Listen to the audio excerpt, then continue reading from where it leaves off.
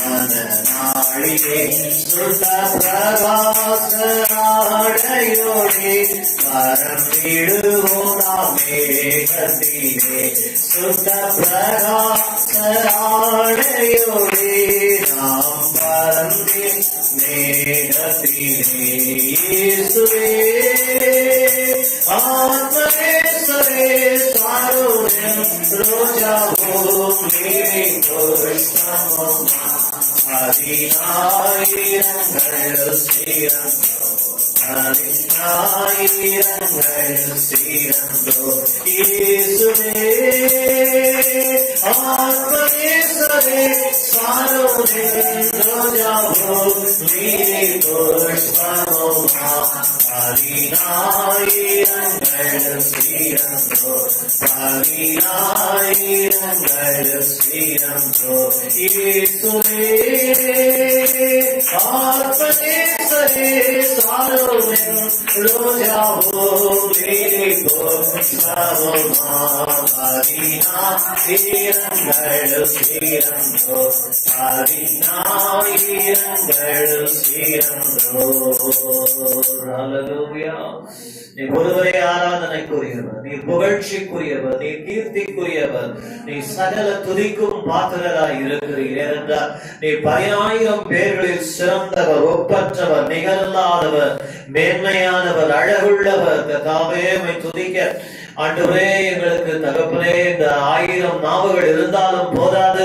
அவ்வளவு பெரியவர், அவ்வளவு வல்லவர், அவ்வளவு சிறந்தவர், அவ்வளவு நிகரில்லாத தேவனாய் நீர் விளங்குகிறபடியினால் நன்றி செலுத்துகிறோம்.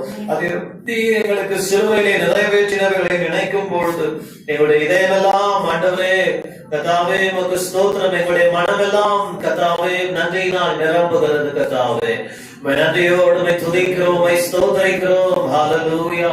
நீ செய்த ஆண்டவரே அதிசயங்கள் ஏராளம் ஏராளம் ஆண்டவரே. Thank you Jesus. Hallelujah. Thank you Lord. Thank you Jesus. விசுவாசித்தார் கர்த்தரை துதியுங்க. Thank you Lord. Hallelujah. அவருடைய அதிசயங்கள் ஏராளம் ஏராளம். Thank you Jesus. Thank you Lord. Hallelujah. அவருடைய அதிசயங்கள் ஏராளம் ஏராளம். Hallelujah. Thank you Jesus. Hallelujah. Hallelujah. நீ செய்த அதிசயம் 1000 உண்டு, விவரிக்க முடியாதையா. நீ செய்த அதிசயம் 1000 உண்டு, விவரிக்க முடியாதையா. விவரிக்க முடியாதையா. எத்தனை நன்மைகள் எனக்கு செய்தீர், எப்படி நன்றி சொல்வேன், நான் எப்படி நன்றி சொல்வேன். ஐயா எத்தனை நன்மைகள் எனக்கு செய்தீர், எப்படி நன்றி சொல்வேன், நான் எப்படி நன்றி சொல்வேன். நன்றி ராஜா, நன்றி ராஜா, நன்றி ராஜா, இயேசு ராஜா, நன்றி ராஜா, நன்றி ராஜா, நன்றி ராஜா, இயேசு ராஜா, நன்றி ராஜா, நன்றி ராஜா, நன்றி ராஜா, நன்றி ராஜா. எனக்காக மரித்தீர், எனக்காக எனக்காய் நீடும் வருவீர், எனக்காக மரித்தீர், எனக்காக உயிர்த்தீர், எனக்காக மீண்டும் வருவீர், எனக்காய் மீண்டும் வருவீர். எத்தனை நன்மைகள் எனக்கு செய்வீர், எப்படி நன்றி சொல்வேன், நான் எப்படி நன்றி சொல்வேன். நன்றி ராஜா, நன்றி ராஜா, நன்றி ராஜா, இயேசு ராஜா, நன்றி ராஜா, நன்றி ராஜா, நன்றி ராஜா, இயேசு ராஜா, நன்றி ராஜா, நன்றி ராஜா, நன்றி ராஜா, இயேசு ராஜா, பலவீனன் என்று தள்ளிவிடாமல் பலத்தாயிலை கட்டினீர், பலவீனன் என்று தள்ளிவிடாமல் பலத்தாயிலை கட்டினீர், என்னை பலத்தாயிலை கட்டினீர், எத்தனை நன்மைகள் எனக்கு செய்தீர், எப்படி நன்றி சொல்வேன், நான் எப்படி நன்றி சொல்வேன். நன்றி ராஜா, நன்றி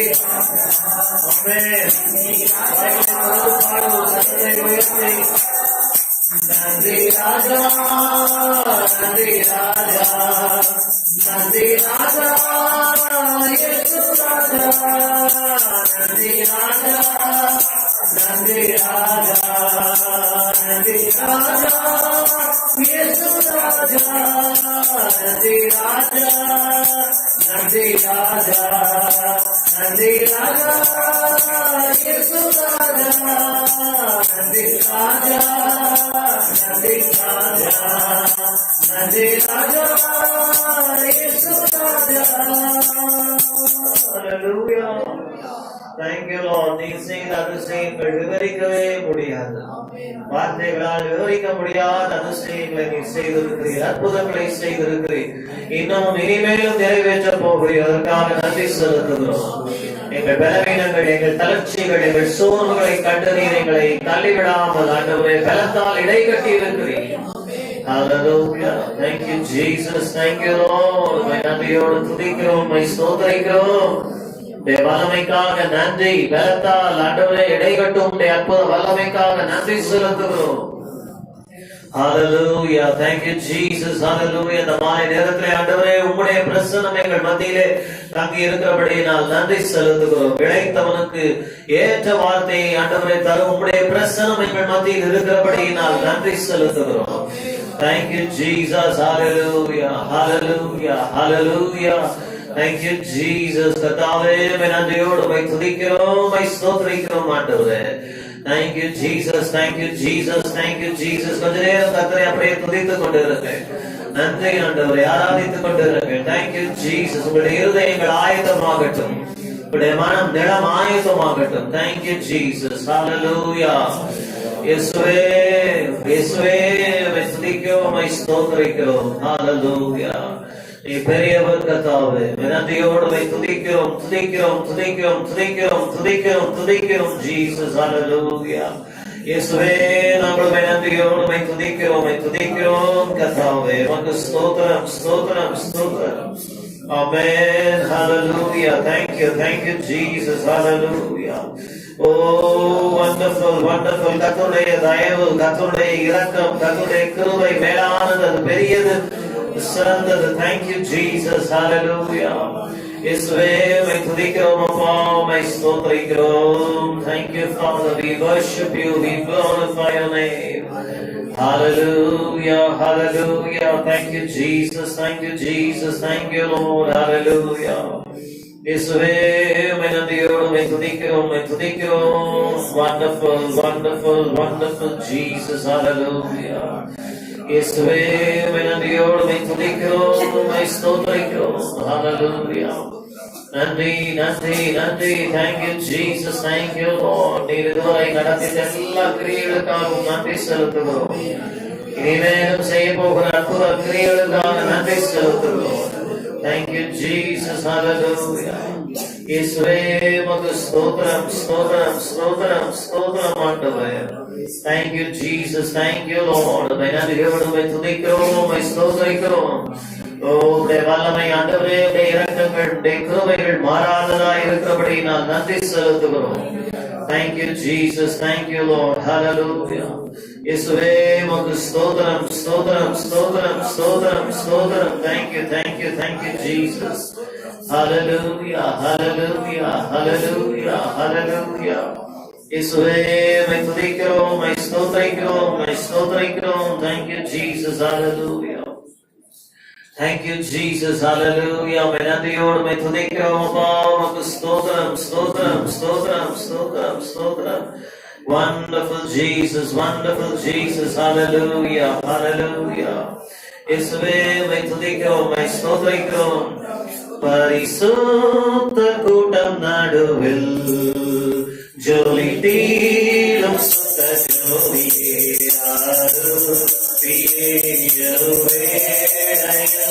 ஆடி ஜமாயோ ஆடியே ஜமாயோ பரிசுத்த கூட்டம் நடுவில் ஜோலி தீரும் சுத்த ஜோதியே ஆடியே ஆடி அதை கதை பாடுவோம்.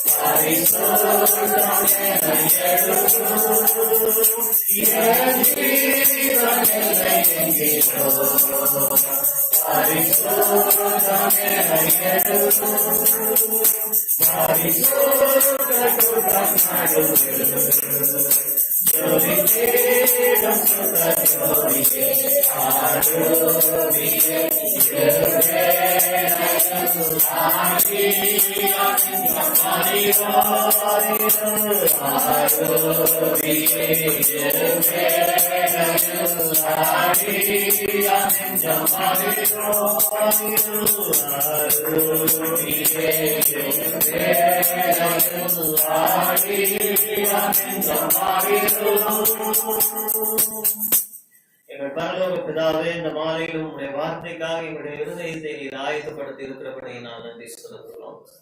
ஆண்டவரே, தரிசு நிலங்கள், ஆண்டவரே, ஆண்டவர் போட்டல் நிலங்கள் எல்லாம் இந்த மாலை நேரத்தில் செழிப்புள்ள ஆண்டவரே வளமிக்க வாழ்க்கையாக மாற உங்களுடைய வார்த்தை மழை போல எங்கள் மேல் ஆண்டவரே அனுப்ப வேண்டும் என்று நாங்கள் ஜெபிக்கிறோம். Thank you Jesus. அது ஆண்டவரே மாரியை போல கடந்து வரும் பொழுது பொட்டல் நிலங்களும் தரிசு நிலங்களும் ஆண்டவரை செழித்து ஆண்டவரை வளம் பெற போகிற பேரன்புக்காக நன்றி செலுத்துகிறோம். அது முளை ஆண்டவரை முளைப்பிக்க போகிறபடியினால் துளரை ஆண்டவரை முளைப்பிக்க போகிற தயவுக்காக நன்றி செலுத்துகிறோம். மாலையிலே எங்கள் இருதயங்களை தாழ்த்தி வார்த்தைக்கு ஒப்புக் கொடுக்கிறோம். இயேசு கிறிஸ்துவின் நாமத்தில் ஜெபிக்கிறோம் பிதாவே, ஆமென். மாலையிலும் நம்முடைய தியானத்துக்கு என்று 1 ராஜாக்களின் புஸ்தகத்திற்கு நேராக வேதாகமத்தை திருப்பிக் கொள்ளலாம். 1 ராஜாக்களின் புஸ்தகம் 18ஆம் அதிகாரம். ஒன்று ராஜாக்களின் புஸ்தகம் 18ஆம் அதிகாரம் 44வது வசனத்தை வாசியுங்கள். 41 வாசியுங்கள். பின்பு எலியா ஆகாபை நோக்கி நீர் போ போஜனம் பானம் பண்ணும் பெருமழையின் இரைச்சல் கேட்கப்படுகிறது என்றான். ஆகாப் போஜனம் பானம் பண்ண போனான். பின்பு எலியா கர்மேல் பர்வதத்தினுடைய சிகரத்தின் மேல் ஏறி தரையிலே பணிந்து தன் முகம் தன் முழங்காலில் பட குனிந்து தன் ஊழியக்காரனை நோக்கி நீ போய் சமுத்திரமுகமாய் பார் என்றான். அவன் போய் பார்த்து ஒன்றும் இல்லை என்றான். நீ இன்னும் 7 தரம் போய் பார் என்றான். 7ஆம் தரம் இவன் இதோ சமுத்திரத்திலிருந்து ஒரு மனுஷனுடைய உள்ளங்கை அத்தனை சிறிய மேகம் எழும்புகிறது என்றான். ஒரு மனுஷனுடைய உள்ளங்கை அளவு அத்தனை மேகம், சிறிய மேகம் எழும்புகிறது என்றான். அப்பொழுது அவன் நீ போய் ஆகாபை நோக்கி மழை உம்மை தடை செய்யாதபடிக்கும் ரதத்தை பூட்டி போய்விடும் என்று சொல் என்றான். போதும். இந்த மாலையிலே எலியாவின் மூலமாய் கர்த்தர் நடப்பித்த ஒரு மாபெரும் எழுப்புதலை குறித்து பரிசுத்த ஆவியானவர் நம்மோடு கூட தேவன் பேச விரும்புகிறார். இங்கே இந்த சம்பவம் எல்லாருக்கும் நமக்கு அறிந்த ஒரு சம்பவம் தான். ஆனால் எப்பொழுதுமே சம்பவம் பழையதாய் இருந்தாலும் அதிலிருந்து தேவன் பேசுகிற காரியம் புதிதாய் இருக்கும். இங்கே நம்முடைய கவனத்தை தேவன் எதற்கு நேராக திரும்ப விரும்புகிறார் என்று நீங்கள் கேட்பீர்கள். ஆனால் 41ஆம் வசனத்திலே அவன் சொல்லுகிறான், get up, eat and drink, for there is a sound of abundance of rain. There is a sound of abundance of rain. Sound of a noise of rain. பெருமழையின் இரைச்சல் சத்தம் கேட்கப்படுகிறது என்றான். அந்த மாலை நேரத்திலே நம்முடைய வாழ்க்கையிலேயும் தேவன் சொல்ல விரும்புகிறது தான், பெருமழையின் இரைச்சல் சத்தம் கேட்கப்படுகிறது. மாலையிலே கிளைமேட் சேஞ்ச் என்ற டைட்டில் தேவன் உங்களோடு கூட பேச விரும்புகிறார். ஹல்லேலூயா. விசுவாசிக்கிறீங்களா? ஒரு கிளைமேட் சேஞ்ச் வந்து கொண்டிருக்கிறது. உங்களுடைய என்னுடைய வாழ்க்கையிலே நம்முடைய சூழ்நிலைகள், சுற்றுப்புற சூழ்நிலைகள், கால சூழ்நிலைகளை தேவன் மாற்ற போகிறார். சூழ்நிலைகளை மாற்றுவது மனுஷனால் முடியாது. சூழ்நிலைகளை மாற்றி அமைப்பது, அதை மாறுதலுக்குள்ளாய் கொண்டு வருவது மனுஷ புத்திக்கும் மனுஷனுடைய செயலுக்கும் அப்பாற்பட்ட விஷயம். ஏனென்றால் கால சூழ்நிலைகளுக்கு மேலாய் தேவன் இருக்கிறார். வேதம் சொல்லுகிறது, அவர் சகலத்தையும் அதினதின் காலத்திலே, அப்படி என்றால் சகலத்தையும் அதினதின் காலத்தில் அழகாய், நேர்த்தியாய், பிரமாதமாய், சிறப்பாய் செய்கிறவர் என்று சொல்லும் பொழுது தாவீது சொல்லுகிறது போல் என் காலங்கள் அவருடைய கையில் இருக்கிறது என்று அவன் சொல்லுகிறபடி காலங்கள் தேவனுடையது.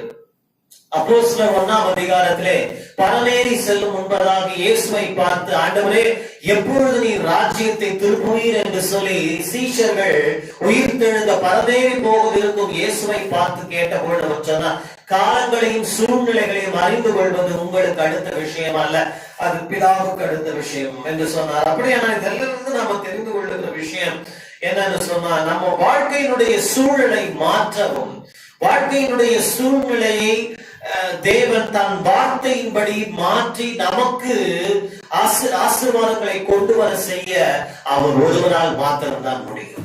இன்னைக்கு நீங்களும் நானும் என்ன செய்தாலும் அதை மாற்ற முடியாது.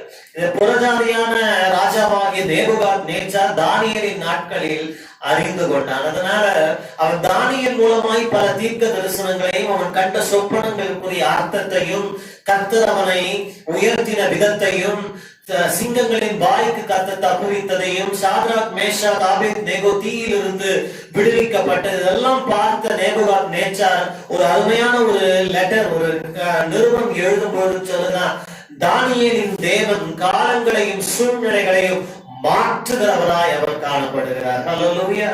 ஆனால் இந்த மாலை நேரத்திலே நாம் பல நேரங்களிலே நம்முடைய சுய பலத்தால் சூழ்நிலைகளை மாற்ற நாம் முற்படும் பொழுதுதான் வாழ்க்கையில ஃப்ரஸ்ட்ரேஷன்ஸ் வருது, சூழ்நிலைகளை நம்மால் மாற்ற முடியாது. ஆனா சூழ்நிலைகளுக்கு மேலாக இருக்கும் கர்த்தரை நாம் பற்றி கொள்ளும் பொழுது அவர் நமக்கு எல்லாவற்றையும் மாற்றி அமைக்க வல்லவராக இருக்கிறார். இந்த மாலை நேரத்துல உங்களுடைய என்னுடைய வாழ்க்கையில ஒரு கிளைமேட் சேஞ்ச் வந்து கொண்டிருக்கிறது என்று நான் விசுவாசிக்கிறேன். எப்பொழுதுமே ஒரு ஒரு ஒரு பருவநிலை மாற்றம், சூழ்நிலைகள் மாற்றம் வரும் பொழுது முதலாவது அதை ஆவிக்குரிய உலகத்தில் தான் அது காணப்படும். அதனாலதான் முதல்ல தீர்க்க தரிசனமாய் கர்த்தர் அதை உரைக்கிறார். பின்பாக தான் அது உலக பிரகாரமாக அல்லது நிதர்சனமா நாம் காண்கிற உலகத்தில் அந்த மாற்றத்தை நாம் பார்க்க முடியும். இன்றைக்கு நான் ஒரு பருவநிலை மாற்றம், ஒரு கிளைமேட்டிக் சேஞ்ச் உங்க வாழ்க்கையில வருதுன்னு சொல்லும் போது நீங்க சுற்றி முற்றி எல்லாம் திரும்பி பார்த்து ஒன்னும் மாறுது தெரியலையேன்னு சொல்லலாம். நான் சொல்லுகிறது ஆவிக்குரிய ரீதியிலே தேவ ராஜ்யத்திலே மாற்றங்கள் ஆரம்பித்து விட்டது. ஒரு shift is taking place in the invisible kingdom of God. அதரிசனமான தேவ ராஜ்யத்திலே கால பருவ மாற்றங்களை தேவன் ஆரம்பித்திருக்கிறார். இங்கே நடக்கிறது போல எலியா ஆகாபை பார்த்து சொல்லுகிறான், பாருங்க, பெருமழையின் இரைச்சல் சத்தம் கேட்கப்படுகிறது. இங்கிலீஷ்ல sound, noise of abundance of rain சொல்லப்பட்டிருக்கு. அப்படியானா தன் எழுத்து மதமான காதுகளில் அல்ல, ஆவிக்குரிய செவியிலே அவனால் ஒரு கிளைமேட்டிக் சேஞ்ச், ஒரு ஷிஃப்ட், ஒரு பருவநிலை மாற்றம் உண்டாகிறதை அவனால் கிரகிக்க முடிந்தது, உணர முடிந்தது. இந்த மாலை நேரத்திலே பரிசுத்த ஆவியானவர் அந்த கிருபையை உங்களுக்கும் தந்தருள்வாராக. ஏசாயா சொல்லுகிறான், கண்கள் காணவில்லை, செவி கேட்கவில்லை, இருதயம் உணரவில்லை என்று சொல்லி ஏசாயாவின் புஸ்தகத்தில் 64:4 என்று நினைக்கிறேன், அங்கே நாம் வாசிக்கிறோம். ஆனா பவுலடிகளை எடுத்து சொல்லும் பொழுது சொல்லுகிறார், உண்மைதான், கண் காணவில்லை, செவி கேட்கவில்லை, இருதயம் உணர்வடையவில்லை, ஆனால் அவற்றை பரிசுத்த ஆவியானவர் நமக்கு வெளிப்படுத்துகிறார். ஹல்லேலூயா. பண்டைய நாட்களிலே அவர்களால் அறிந்து கொள்ள முடியாது, ஏனென்றால் அவங்களுக்கு ஸ்பிரிச்சுவல் சென்ஸ் இல்ல, வெறும் காமன் சென்ஸ் தான் இருந்தது. நமக்கு இன்றைக்கு காமன் சென்ஸ் மாத்திரமல்ல, பரிசுத்த ஆவியினாலே ஒரு சென்சரி டிவைஸ், ஒரு ஹோனிங் சிஸ்டம், ஒரு ஸ்பிரிச்சுவல் பவர் தேவன் நமக்கு கொடுத்திருக்கிறார். விசுவாசிக்கிறீங்களா? அந்த மாலையில பரிசுத்த ஆவியானவர் உங்களுக்கு ஆவிக்குரிய வாழ்க்கை, ஆவிக்குரிய ரீதியிலே ரெல்ம்ல என்ன நடக்குது என்பதை புரிந்து கொள்ள, உணர்ந்து கொள்ளத்தக்கதான கிருபைகளை பரிசுத்த ஆவியானவர் கொடுக்கிறார். அதனால சில நேரங்கள்ல ஏதாவது சம்பவிக்கிறதுக்கு முன்னாடியே நீங்க உணர்றீங்க. You feel something, you sense something is about to take place. So also today, on authority of this word, I would like to proclaim that there is going to be a shift in your environment, a change in season, and things are going to, turn out drastically in your favor. உன்னுடைய என்னுடைய வாழ்க்கையிலே காரியங்களை பிரமாதமாய் வேட்கத்தக்கதான விதத்திலே தேவன் மாற்ற விரும்புகிறார். நான் ஏன் இதெல்லாம் சொல்றேன், முதல்ல அட்ரஸ் பண்றேன்னு கேட்டீங்கன்னா, முதல்ல இதெல்லாம் ஆவிக்குரிய வாழ்க்கையில நடக்குதுன்னு, நம்ம ஆவிக்குரிய ராஜ்யத்திலே நடக்குது என்பதை விசுவாசிக்க வேண்டும். நாம் கண்டு நடக்காமல், காணாமல் நாம் நடக்கிறோம் என்று வேதம் சொல்லுகிறது. எல்லாருக்கும் அந்த வசனம் தெரியும். அதனால நிறைய பேர் நினைக்கிறோம் நம்ம காணாமல் நடக்கிறோம். உண்மைதான். ஆனா எபிரேயர் புஸ்தகத்திலே வேதம் சொல்லுகிறது, விசுவாசத்தினாலே கண்டார்கள் என்று எழுதப்பட்டிருக்குது. அப்போ இது என்னங்க, ஒரு பக்கம் கண்டு we walk by faith and not by sight ன்னு இப்படி சொல்லுது, இன்னொரு பக்கம் they saw by faith ன்னு சொல்ல ஒரு கான்ட்ரடிக்டரி ஸ்டேட்மெண்டா நீங்க பார்க்கலாம். உண்மை என்னன்னா, பவுல் என்ன எழுதுறாருன்னா, நம்முடைய மாம்ச கண்களால், மாம்ச செவிகளால் கண்டோ கேட்டோ நாம் நடக்கிறது இல்ல. ஆனால் நமக்கு விசுவாசம் நமக்கு என்ன பண்ணுகிறது, பார்க்கும் திறனை கொடுக்கிறது. மற்றவர்களா, உங்க கூட இருக்கிற ஃப்ரெண்ட்ஸால, உங்க கூட இருக்கிற கிறிஸ்துவை அறியாதவர்களால் பார்க்க முடியாத, கேள்விப்பட முடியாத காரியங்களை பார்க்கவும் கேட்கவும் அந்த விசுவாசம் உங்களுக்கு உதவி செய்கிறது. Hallelujah. That is why by faith they saw that Moses, when he was born, he was a proper child. They were able to see something which the other parents could not see in their own children. That is why they were afraid and threw the baby in the Nile River. விசுவாசத்தினால் மோசேயின் பெற்றோர் அவன் பிறந்த பொழுது அழகுள்ள பிள்ளைன்னு கண்டாங்க. நம்ம வாசிச்சு நம்ம நினைக்கிறோம், ஊர்லயே மோசே தான் ரொம்ப அழகுன்னு. அழகு இல்ல, அது அழகுன்னு அந்த வெளித்தோற்றத்தை குறிக்கல. ஏன்னா அங்க இருந்த மற்ற எபிரேய பிள்ளைங்க மழலைகள் எல்லாமே அழகா தான் இருக்கும். பிறந்த பிள்ளைங்க எல்லாமே அழகா தான் இருக்கும். வளர வளரதான் அப்புறம் எல்லாம் மாறிடும் இல்லையா. பப்பி ஃபேட், பேபி ஃபேட்னு சொல்லுவோம் இல்லையா. பார்க்கும் போது எல்லாம் அழகா தான் இருக்கும். அந்த அழகு சொல்லல. மோசேக்குள்ளாக இது ஒரு ஸ்பெஷல் சைல்டுன்னு கண்டாங்க. ஒரு விசேஷித்த பிள்ளை என்று விசுவாசத்தினாலே பார்க்கும் திறனை பெற்றார்கள். அதே போலதான் இங்கே எலியா கூட வேலைக்காரன் இருக்கிறான், எலியா கூட ஆகாப் ராஜா இருக்கிறான். அவங்களுக்கெல்லாம் கேட்காத, உணர முடியாத ஒரு அபாரமான ஒரு உணர்வை கர்த்தர் கொடுக்கிறார். என்னன்னு சொன்னா, நாம் முன்னுரைத்தபடியே சூழ்நிலைகள் மாறி பெருமழையின் வெள்ளம் திரண்டு வருகிறது என்று. ஹல்லேலூயா. இந்த மாலை நேரத்தில் நம்முடைய வாழ்க்கையிலையும் கர்த்தரை நடப்பிக்க போகிறார் என்று நான் விசுவாசிக்கிறேன். ஆகையினால் இந்த கிளைமேட்டிக் சேஞ்ச்ல 3 விதமான காரியங்களை குறித்து தேவன் நம்மோடு கூட பேச விரும்புகிறார். இந்த 3ஐயும் நாம் பார்க்க போகிறோம். பாருங்கள், முதல்ல இந்த climatic change, there is a proof and a presence and a performance. இந்த 3ஐயும் நாம பார்க்க போகிறோம். தேவன் இந்த பருவநிலை மாற்றத்துல முதல்ல he proves to us, proof. இரண்டாவது we feel his presence, அவருடைய பிரசன்னத்தை உணர்கிற. மூன்றாவது performance சொல்லும்போது அவர் சொன்னதை நிறைவேற்றுகிறவராய் காணப்படுகிறார். ஹல்லேலூயா. இந்த 3ஐயும் நாம பார்க்க போகிறோம். முதலாவது என்ன ப்ரூஃப் அப்படி நாம பார்க்கும் பொழுது, நான் தான் முதல்ல சொன்ன மாதிரி சம்பவம் நம்ம எல்லாருக்கும் தெரிந்த விஷயம்தான். முதலாவதாக எல்லாத்தையும் சுருக்கமா நான் சொல்றேன். எலியா தீர்க்கதரிசியின் மூலமாக தேவன் ஆகாபுக்கும் நாட்டுக்கும் ஒரு நியாய தீர்ப்பை கொண்டு வந்தார். எலியா சொல்லுகிறான், என் வார்த்தையின்படி அன்றி 3.5 ஆண்டு காலம் இந்த தேசத்திலே மழையாயிலும் பனியாயிலும் நீங்கள் காண்பதில்லை என்று சொல்லி அவன் கடந்து போகிறான். எலியாவின் வார்த்தையின்படி வானம் அடைக்கப்பட்டது.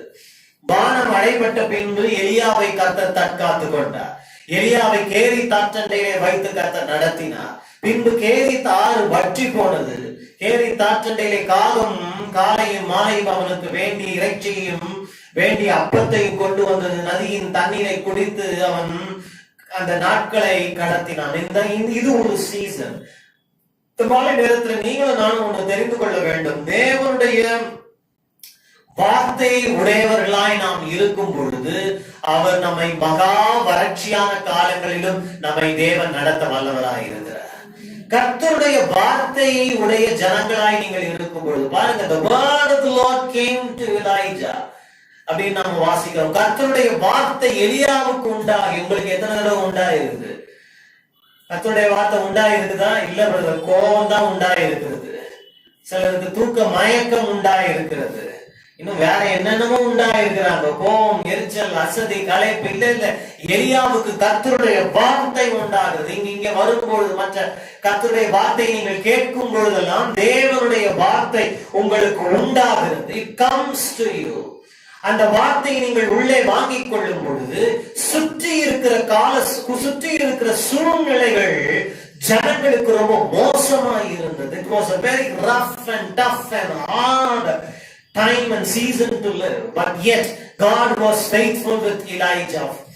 தேவன் எலியாவுக்கு உண்மை உள்ளவராய் இருந்தார். இன்றைக்கு எத்தனை பேர் சூழ்நிலை ரொம்ப கடினமா இருக்குன்னு உணர்ந்து கொண்டிருக்கிறீங்க இல்லையா? எத்தனை பேருடைய வாழ்க்கையினுடைய காரியங்கள், வாழ்க்கை போகிற போக்கு ரொம்ப மோசமா இருக்கிறது.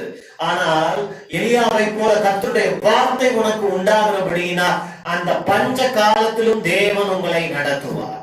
பஞ்சம் என்று சொல்லும் பொழுது ஒவ்வொருவருக்கும் ஒரு விதமான பஞ்சம் இருக்கலாம். சிலருக்கு பணம் இல்லா பற்றாக்குறையா இருக்கலாம். ஆனால் பணம் மாத்திரம் அல்ல, ஒவ்வொரு விதமான பஞ்சம் ஒருத்தருக்கு இருக்குது இல்லையா? சிலருக்கு பணம் இருக்கலாம், ஆனால் மற்ற காரியங்களிலே ஒரு விதமான ஒரு ஃபேமன், ஒரு பஞ்சம் காணப்பட்டு கொண்டு இருக்கலாம். அந்த பஞ்சம் வரும் பொழுது ரொம்ப அது ஒரு ஈஸியான ஒரு சூழ்நிலை கிடையாது. அந்த பஞ்சம் ரொம்ப கடினமான ஒரு சூழ்நிலை. அந்த பஞ்சம் எதை காண்பிக்குது? hard times, difficult times. Are you going through hard, difficult times in your life?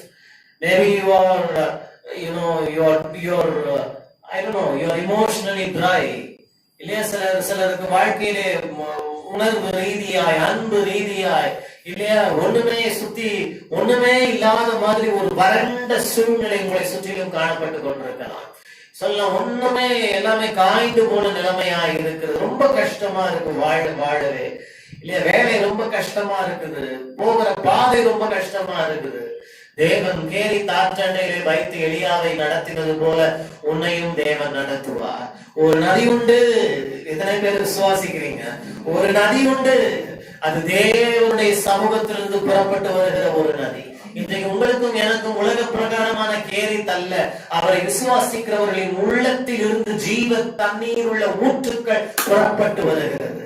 When you are emotionally high and dry, when you are emotionally, in a very bad state, the Holy Spirit in you, He gushes out of your innermost parts. உங்களுடைய உள்ளான மனுஷனில் இருந்து. அதுதான் விசுவாசிக்கும் விசுவாசியானவர்களுக்கும் இருக்கிற வித்தியாசம். திடீர்னு பாத்தீங்கன்னா உங்க உள்ளத்துல இருந்து ஒரு விதமான சந்தோஷம் உங்களுக்கு போகும், ஒரு விதமான அன்பு உங்களுக்கு போகும், ஒரு விதமான நன்றி அறிதல் உங்களுக்கு போகும். உங்களே அறியாம சில நேரங்கள்ல நீங்க சில விஷயங்களை நினைத்து ஆண்டவருக்கு நன்றி செலுத்தி கொண்டிருப்பீங்க.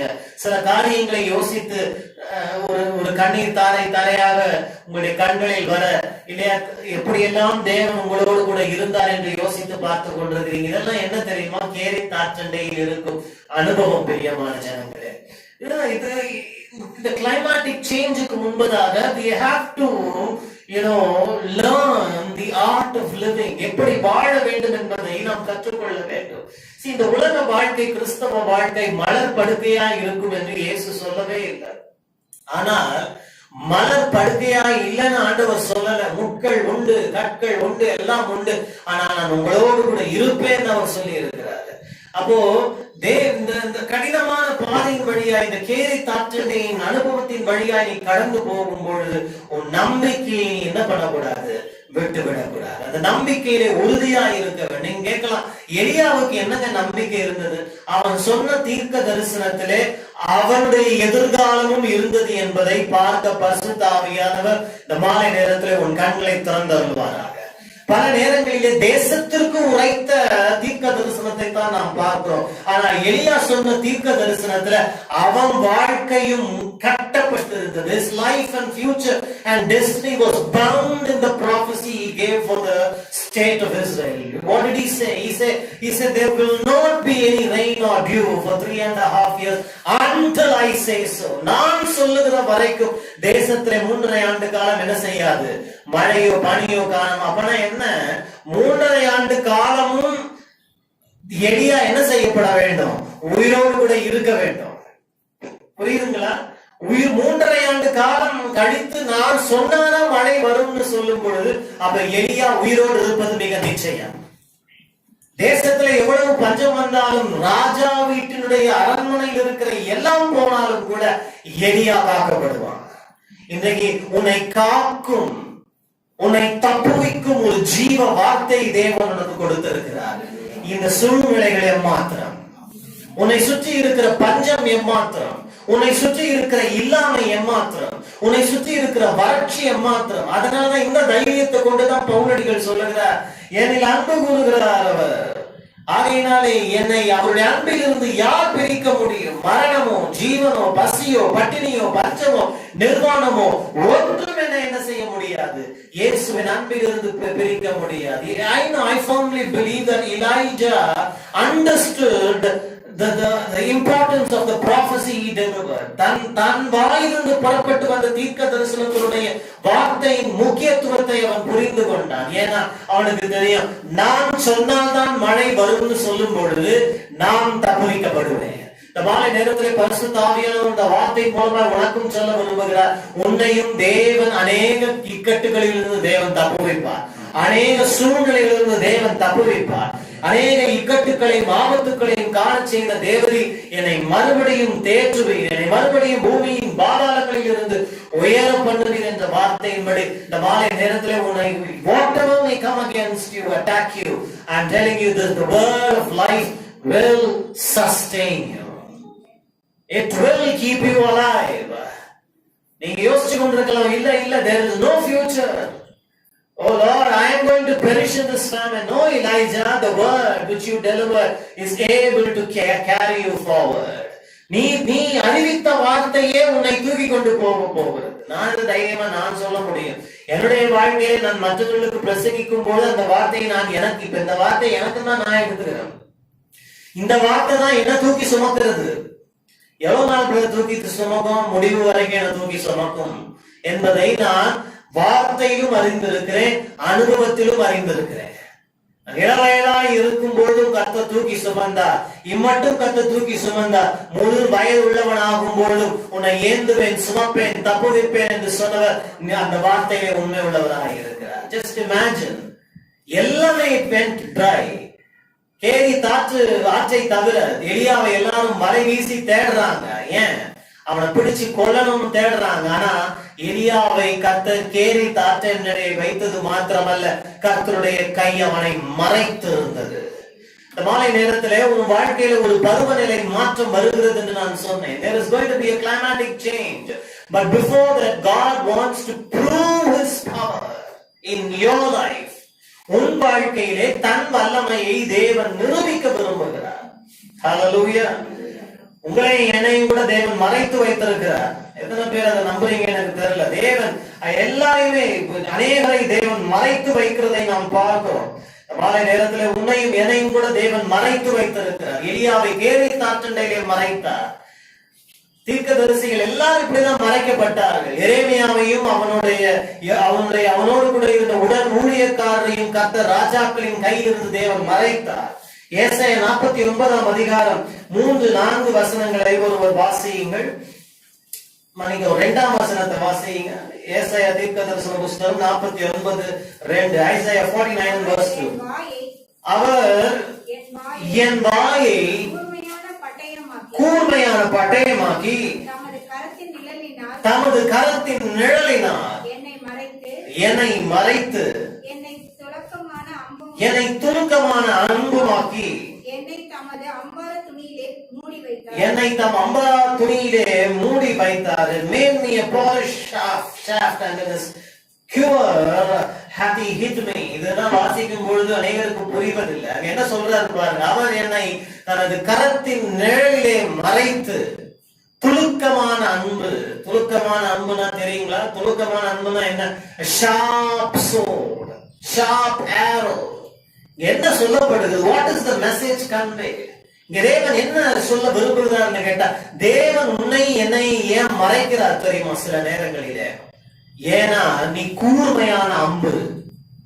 கூர்மையான அம்புனா என்னங்க?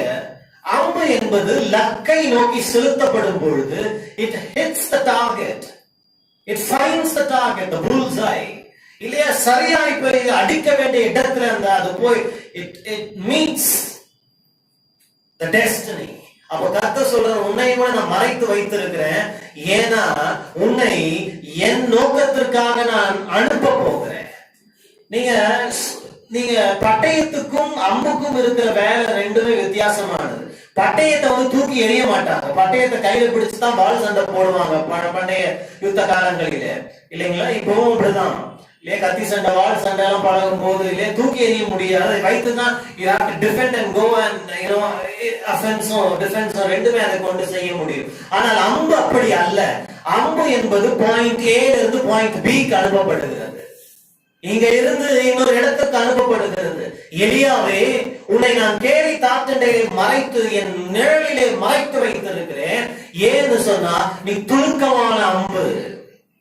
மாலை நேரத்தில் உன்னையும் கூட தேவன் பஞ்ச காலத்திலும் கூட ஏன் சத்துருக்களின் மறைவில் இருந்து, தாக்குதல்களின் மறைவில் இருந்து, எல்லா விதமான சூழ்நிலைகளின் மறைவில் இருந்து தேவன் உன்னை மறைத்து வைத்திருக்க காரணம் என்னன்னா, நீ ரியலைஸ் பண்றியோ இல்லையோ, நீ துணுக்கமான அம்பாய் இருக்கிறாய். அப்படின்னா நான் என்ன தேவன் இங்க இருந்து அந்த இடத்துக்கு அனுப்ப போகிறாரு.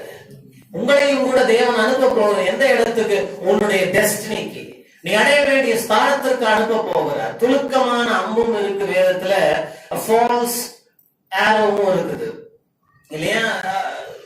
இது ரெண்டுத்துக்கும் என்ன வித்தியாசம்னு கேட்டீங்கன்னா, துணுக்கமான அம்பு அனுப்பப்பட்ட காரியத்திற்கு அது நேரா போகுது. ஆனா இந்த போலியான மாயான அம்பு என்ன பண்ணுகிறதுன்னா, அது போய் சேர வேண்டிய இடத்துல சேராம பாதியிலே விழுந்து போகுது. நீங்கள் நான் அப்படி அல்ல.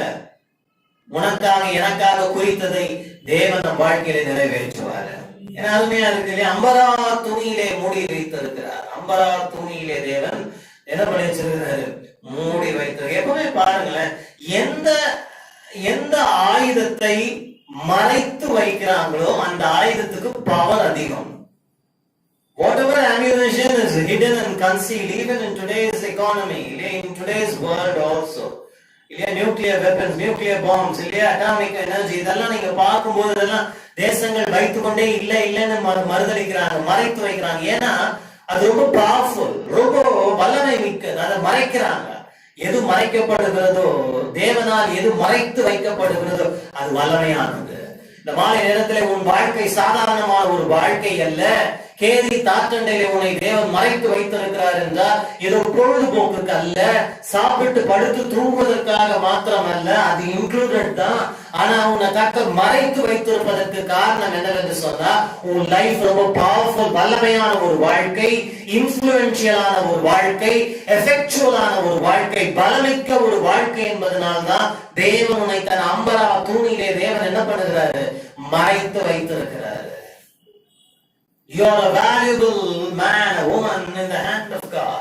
A sharp arrow which meets the bullseye. சரியாய் போய் அடிக்க வேண்டிய இடத்துல அடிக்க தேவன் அதை அனுப்புகிறார். அதே அந்த இடத்துல தேவன் வைத்து தன் வல்லமையை நிரூபிக்கிறார். எனக்கு அருமையானவர்களே, என்னுடைய வாழ்க்கையிலும் கூட தேவன் தன் வல்லமை இப்படி ரஃப் அண்ட் டஃப் சிச்சுவேஷன்ல தேவன் நிரூபித்துக் கொண்டிருக்கிறார். இனிமேலும் நிரூபிப்பாரு. யோசிச்சு பாருங்க, சுத்தி இருக்கிற எல்லாரும் வறண்டு போயிடுச்சு, ஆனா அவன் வாழ்க்கையில மாத்திரம் வறட்சியே இல்லைங்க. அவன் வாழ்க்கையில மாத்திரம் தண்ணீர் ஓடிக்கொண்டே இருக்குது. அவன் வாழ்க்கையில அப்பத்துக்கு குறைவில்லை. அவன் வாழ்க்கையில தேவனுடைய பராமரிப்பும் போஷாக்கும் அவன் வாழ்க்கையில இருக்கிறது மாத்திரமல்ல, யார் அவனை பல வீசி தேடினாலும் யாரும் கண்டுபிடிக்க முடியல. ஏன்னா ஏசாயா சொல்ற மாதிரி அவருடைய கரத்தின் நிழலிலே தேவன் மறைத்து வைத்திருக்கிறார். மாலை நேரத்தில் நீயும் உன்னதமானவரின் மறைவிலே வைக்கப்பட்டிருக்கிறார். சர்வ வல்லவருடைய நிழலிலே நீ தங்கி இருக்கிறார். செட்டிலின் கீழ் உனக்கு அடைக்கலம் உண்டு. கருமையான தேவனுடைய பிள்ளைகளே, இப்படியே தேவன் அவனை காத்து வைத்திருந்தார். பின்பு ஒரு நாளிலே அந்த கேரி தாற்று தண்ணீர் பற்றி போகிறது. தேவன் உன் வாழ்க்கையிலே என் வாழ்க்கையிலே தம்மில் அன்பு கூறுகிறவர்களுக்கு சகலத்தையும் நன்மையாய் செய்கிறவர். சூழ்நிலைகள் மாறும் பொழுது சோர்ந்து போகாது. சூழ்நிலை மாறும் பொழுது கர்த்தர் கைவிட்டு விட்டார் என்று யோசிக்காது. கேரி தாற்றண்டையிலே மறைத்த தேவன் அதை பற்றி போக பண்ணவும் காரணம் இருந்தது. ஏனென்றால் அவனுக்கு தேவன் இதிலும் மேன்மையான ஒரு இடத்தை தேவன் ஆயத்தம் பண்ணி வைத்திருந்தார். அவனை பார்த்து சொன்னார், எலியா நீ எழுந்து போ, சீதோனுக்கு அடுத்த சாரிபாத் ஊருக்கு நீ போ, அங்கே உன்னை போஷிக்கும்படி ஒரு விதவைக்கு நான் கட்டளை கொடுத்திருக்கிறேன். எலியா கிட்ட பேசுறதுக்கு முன்னாடியே எலியாவை குறித்து வேறொரு மனுஷின் இடத்திலே கர்த்தர் பேசியிருந்தார். இன்றைக்கு இந்த வார்த்தையை உனக்கு கொடுப்பதற்கு முன்பதாகவே உன்னை குறித்து தேவன் மற்ற இடங்களிலே தேவன் கிரியை செய்து கொண்டிருக்கிறார். அதனாலதான் நான் சொன்னேன், இந்த கிளைமேட்டிக் சேஞ்ச், ஒரு பருவநிலை மாற்றம் வருகிறது என்பதை மாம்ச கண்களால் பார்க்க முடியாது. எலியாவை போல விசுவாச கண்கள்ல நீ பார்க்கணும். என்ன பேசி இருப்பாரு யோசிச்சு பாரு. இவ யாரு? சீரோனுக்கு அடுத்த சாரிபாத்திலே இருந்த ஒரு விதவை. இவ யாரு? இவ ஆபிரகாமின் குமாரத்தி அல்ல. மோசேயினுடைய நியாய பிரமாணம் பற்றி தெரியாது. யெகோவா தேவனை ஆராதிக்கிறவள் அல்ல. இவள் ஒரு புறஜாதியாள். இவளுக்கும் இஸ்ரவேல் ஜனங்களுக்கும் சம்பந்தம் கிடையாது. இவள் வேற்று இனத்தாள். ஆனால் கர்த்தர் அவளிடத்திலே எலியாவை பராமரிக்கும்படி தேவன் கட்டளை கொடுத்திருந்தார். அதனால தேவனுடைய கிரியை நாம் விவரிக்கவே முடியாது. பல நேரங்களில் எதிர்பார்க்காத மனுஷர்கள் மூலமாய் கர்த்தர் நம் வாழ்க்கையிலே செய்ய வேண்டிய கிரியைகளை செய்து கொண்டிருப்பார்கள். அதனால you have to be always open to the leading and guidance of the Lord. தேவனுடைய நடத்துதலுக்கு எப்பொழுதும் உங்களை அர்ப்பணித்தவர்களாய் இருக்க வேண்டும். அங்கே புறப்பட்டு போகிறதுக்கு முன்னாடியே தேவன் பேசி இருந்தார். தீர்க்கதரிசி வார்த்தை ரெண்டாவது என்ன சொல்லுது, செகண்டா தான் வருது. ஃபர்ஸ்ட் வார்த்தை அவளுக்கு வந்துருச்சு. நான் இன்னைக்கு விசுவாசிக்கிறேன், என்னுடைய வாழ்க்கையிலேயும் கூட எனக்கு வேண்டியதை குறித்து தேவன் நிறைய பேரோட பேசி வச்சிருக்கிறாருன்னு நான் விசுவாசிக்கிறேன். ஹல்லேலூயா. அப்போ நான் செய்ய வேண்டியதெல்லாம் என்னன்னா, அவர் யார்கிட்ட பேசி வச்சிருக்கிறாரோ அதுக்கு நேரா நாம் போக வேண்டியதுதான். பல நேரங்கள்ல வாழ்க்கையை நாம் என்ன பண்ணுகிறோம்னு சொன்னா, மனுஷனுக்கு செம்மையாய் தோன்றுகிற வழி பல உண்டு. அந்த வழியிலே நாம் போய் சிக்கிக் கொள்ளுகிறோம். ஆனால் கர்த்தர் நடத்தும் பாதை நேர் வழியிலே தேவன் நம்மை நடத்துகிறார். உனக்குரிய ஆசீர்வாதம் எங்க இருக்கு? நீ நினைக்கிற இடத்துல அல்ல, கர்த்தர் ஆயத்தம் பண்ணி இருக்கிற இடத்துல இருக்குது. அப்ப உன்னுடைய என்னுடைய வேலையெல்லாம் என்னன்னா, அது யாரு அது எங்கன்றத கண்டுபிடிக்க வேண்டியதுதான். அதுக்கு நீ என்ன பண்ணணும்? அதுக்கு நீ கேலி தாற்றுண்டையிலே இருக்கும் பொழுது தேவனை நோக்கி நீ பார்த்து கொண்டிருக்க வேண்டும். ஆண்டவரே, எனக்கு இப்படிப்பட்ட ஒரு அமைதலான ஒரு வாழ்க்கையை கொடுத்து என்னை மறைத்து வைத்திருக்கிறீர், இதுக்கு அடுத்தது என்னன்னு நீ தேவனிடத்திலே விசாரித்து அறிந்து இருக்கிற ஒரு மனுஷனாய் காணப்பட வேண்டும். You need to seek God's guidance and direction for your life while you are covered and protected by the brook Cherith. Are you doing that? இன்னைக்கு நாம கேட்க வேண்டியதெல்லாம் அதுதான். ஆண்டவரே, என்னை வழி நடத்தும். சரியான இடத்திற்கு தேவன் உங்களை நடத்தும் பொழுது எல்லாம் ஆயத்தமா இருக்கும். ஆண்டவர் அனுப்புறதுக்கு முன்னாடி எல்லாம் ஆயத்தமா இருக்குங்க. நீ போ, எதுக்கு நேர் சந்துக்கு போ என்று சொல்லி தேவன் தன் சீஷர்களை அனுப்பினார். இருவழி சந்தியிலே கட்டப்பட்டிருக்கும் கழுதையை காண்பாய். போறதுக்கு முன்னாடியே இங்கே ஒரு கழுதை ஆயத்தமாக இருந்தது. பேதுருவை பார்த்து சொல்லுகிறார், நீ புறப்பட்டு போ, தூண்டிலை எடுத்துக்கொண்டு போ, நதியிலே கொண்டு போய் தூண்டிலை போடு, முதலாவது மீனிலே வாயிலே நீ திறந்து பார்க்கும் பொழுது வெள்ளிப்பணம் இருக்கும். போகிறதுக்கு முன்னாடியே நான் விசுவாசிக்கிறேன், அங்க அந்த மீன் தூண்டில சிக்கிறதுக்காக துள்ளிக்கிட்டே இருந்திருக்கும். தூண்டில எப்போ போடுமான அது காத்துட்டு இருக்கும். புரியுதுங்களா? பரிசுத்த ஆவியானவர் ஒரு கண்களை திறப்பாராக. கடைசி போஜனத்தை அனுசரிக்க வேண்டும் என்று சீஷர்கள் வருகிறார்கள். இயேசு அவர்களை பார்த்து சொல்லுங்க, நீ புறப்பட்டு போ, ஒரு பெண்மணி குடத்தை எடுத்துக்கொண்டு, ஒரு ஆள் ஒரு குடத்தை எடுத்துக்கொண்டு போவதை நீ காண்பார். அவன் பின்னால் பிறகாலே போய் எஜமான் போஜன பந்தி ஆசரிப்பதற்கு இடம் தேடுகிறார் சொல்ல அவர்களுக்கு ஒரு fully furnished upper room காட்டுவான். ஒரு எல்லாம் அமைக்கப்பட்ட ஒரு மேல் வீட்டு அறையை உனக்கு காட்டுவான். எல்லாம் ஆயத்தமா இருந்தது. இப்ப இங்க என்ன பண்ண வேண்டியதுன்னா கைடன்ஸ். இன்னைக்கு கிறிஸ்தவ ஆவிக்குரிய வாழ்க்கை என்பதே அவருடைய கைடன்ஸ், அவருடைய வழி நடத்துதலை நீங்கள் கேட்டு அறிய வேண்டும். எங்க போகணும், எங்க இருக்கணும், எங்க இருக்க கூடாது, என்ன செய்யணும், என்ன செய்யக்கூடாது என்று நீங்க கண்டுபிடிக்க பரிசுத்த ஆவியான உதவி செய்வாரா? எலியா புறப்பட்டு போனான். Thank God. It is not argue with God. Sometimes we argue. I'm telling you, the more you argue, the less you will feel the presence of God. தேவனோடு நீ தொடர்ந்து போராடி கொண்டிருக்க அவர் ஏற்கனவே சொல்லிட்டார். தேவன் இல்லையா, ஆரம்பத்திலேயே தேவன் சொன்னதை நாம பார்க்கிறோம். I think in Genesis chapter 6 he said, I will not strive with man forever and ever. I know he is flesh.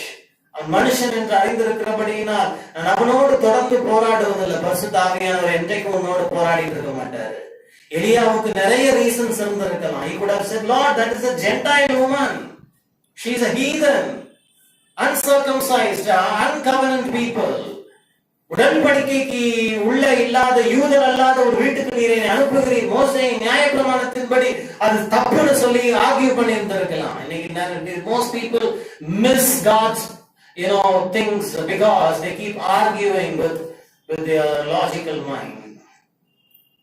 மூளை அறிவால எல்லாத்தையும் புரிஞ்சுக்க முடியாது. அவர் சொல்றத செய். இதுதான் வாழ்க்கையுடைய சிம்பிள் தத்துவம். என்ன ஆவிக்குரிய தத்துவம் என்னன்னு கேட்டீங்கன்னா, அவர் சொல்றத செய். புரியுதோ புரியலையோ அவர் சொல்றத செய். இதுதான் ஆண்டவர் எனக்கு கற்றுக் கொடுத்தது. சொல்றத செய்.